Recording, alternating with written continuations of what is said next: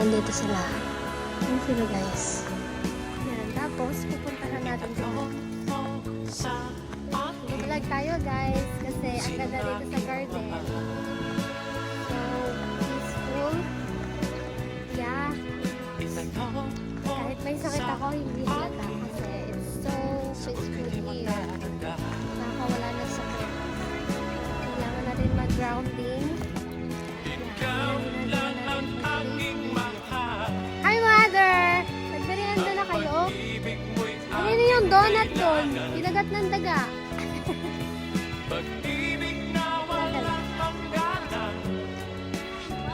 Ha?